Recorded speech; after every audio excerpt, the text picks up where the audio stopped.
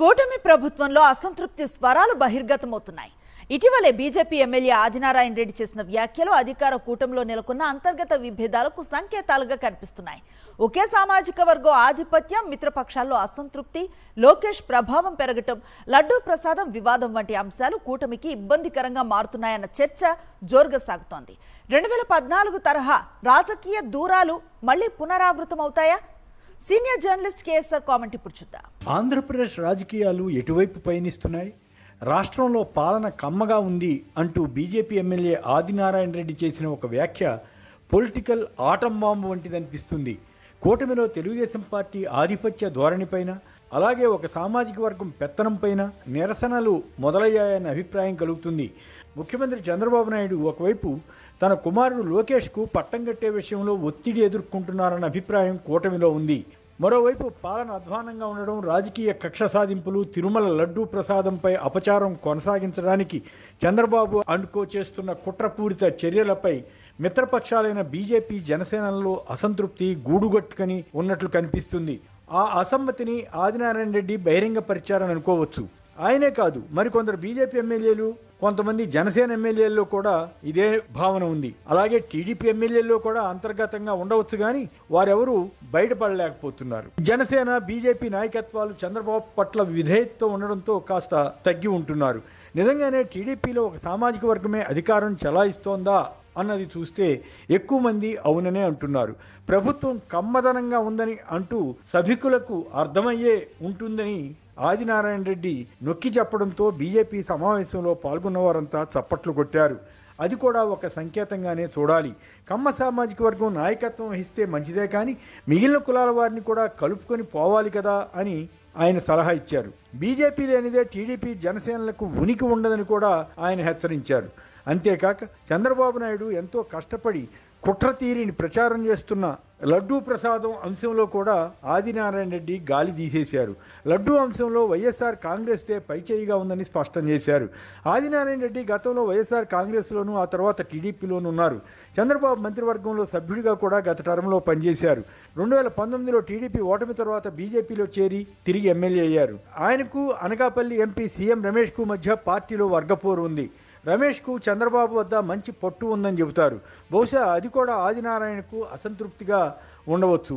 ఇది ఒక కోణం అయితే, ప్రభుత్వంలో చంద్రబాబు అధికారం కన్నా ఆయన కుమారుడు మంత్రి లోకేష్ మాటకే అధిక ప్రాధాన్యం లభిస్తుందన్నది టీడీపీలోనే కాక బీజేపీ, జనసేనల్లో ఉన్న ఫీలింగ్. దానిపై కూడా అసంతృప్తి ఉంది. లోకేష్ తన సొంత కోటరీని ఏర్పాటు చేసుకుని ప్రభుత్వంలో షాడో ముఖ్యమంత్రిగా పనిచేస్తున్నారన్న విమర్శలు ఉన్నాయి. ఆయన ఆయా అంశాల్లో అహంకారపూరితంగా ప్రవర్తిస్తూ తనకు గిట్టని వారిపై రెడ్ బుక్ ప్రయోగిస్తూ అరాచకాలు చేయిస్తున్నారన్న విమర్శను వైసీపీ చేస్తోంది.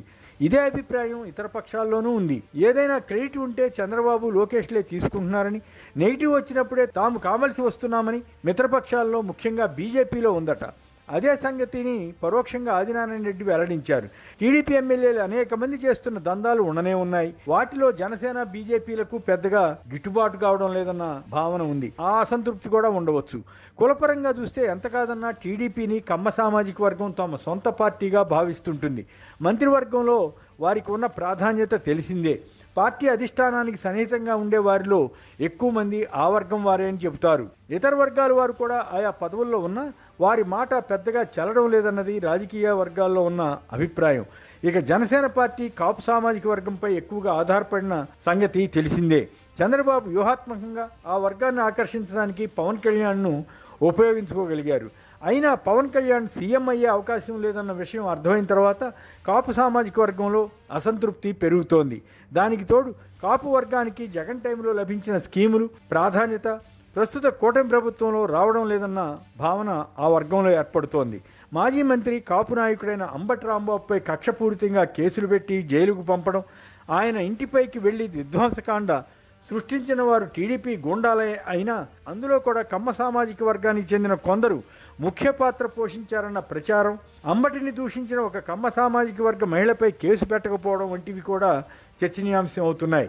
బీజేపీ ఎంపీ దగ్గుపాటి పురంధరేశ్వరి కూడా చంద్రబాబుతో ఉన్న బంధుత్వం కారణంగా అంబటినే తప్పుపట్టారని, అదే అంబటిని తీవ్రంగా దూషించిన వారిని ఖండించలేదని, ఇది కూడా కుల ప్రభావమే అని కాపు సామాజిక వర్గం భావించే పరిస్థితి ఏర్పడింది. అంబటి కుమార్తె మౌనిక మాట్లాడిన పద్ధతి కూడా ఆ వర్గాన్ని ఆకట్టుకుంది. ఇక బీసీ నేత జోగి రమేష్ ఇంటిపై ఏకంగా పెట్రోల్ బాంబులు విసిరి నిప్పు పెట్టడం, అలా అకృత్యానికి పాల్పడ్డ టీడీపీ వారిపై చిన్న కేసులు పెట్టి సరిపెట్టడం బీసీ వర్గాల్లో ఆందోళనకు కారణమైంది. దళిత వర్గాలపై ఈ ప్రభుత్వంలో జరిగినన్ని దాడులు గతంలో ఎప్పుడూ జరిగి ఉండవు. దాంతో ఆ వర్గంలో కూడా తీవ్ర అసమ్మతి ఏర్పడిందని చెబుతున్నారు. ఇక రెడ్డి సామాజిక వర్గానికి చెందిన పలువురు ప్రముఖులపై కక్షతో తప్పుడు కేసులు పెట్టించిన తీరుతో ఆ వర్గం కూడా టీడీపీకి బాగా దూరం అవుతోందని అంటున్నారు.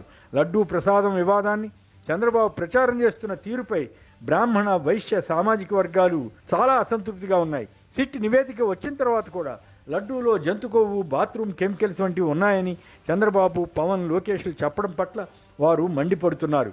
తమకు లడ్డూ ప్రసాదం తీసుకోవాలంటేనే బెరుగ్గా ఉంటోందని మాజీ ఎంపీ ఉండవల్లి అరుణ్ కుమార్ చేసిన వ్యాఖ్య దీనికి నిదర్శనంగా చెబుతున్నారు. పైగా ప్రొఫెసర్ నాగేశ్వర్ను టీడీపీ వారు ఫోన్ చేసి తిట్టడం, బెదిరించడం కూడా బాగా ప్రభావం చూపుతోంది. నిజానికి గత ఎన్నికల సమయంలో ఈ వర్గాల్లో మెజారిటీ భాగం కూటమికే మద్దతిచ్చాయన్న భావన ఉంది. అయినా ప్రస్తుతం పరిస్థితి కేవలం ఒక సామాజిక వర్గానికే అనుకూలంగా ఉందన్న భావన ఆయా వర్గాల్లో ఏర్పడింది. దానికి తోడు టీడీపీ పత్రికలుగా పేరొందిన మీడియా సంస్థల యజమానులు కూడా అదే సామాజిక వర్గంగా ఉండడం, కూటమి ప్రభుత్వం చేసే అకృత్యాలకు సైతం మద్దతిచ్చేలా కథనాలు రాయడం వంటి వాటిని ఏపీ సమాజం గమనిస్తోంది. ఈ కారణాల రీత్యా ఆదినారాయణ రెడ్డి వంటి నేతలు ఈ ప్రభుత్వం కమ్మదనంగా ఉందని అంటూ వ్యంగ్య వ్యాఖ్యానం చేసి పరోక్షంగా ప్రభుత్వానికి హెచ్చరికలు పంపుతున్నారు. 2014 టర్మ్లో కూడా ఆయా సామాజిక వర్గాలను టీడీపీ ఇలాగే దూరం చేసుకుంది. కానీ ఈసారి మరింత ముందుగానే తెలుగుదేశం పార్టీ ఆ పరిస్థితి తెచ్చుకుందన్న భావన వివిధ రాజకీయ పక్షాల్లో నెలకొంది.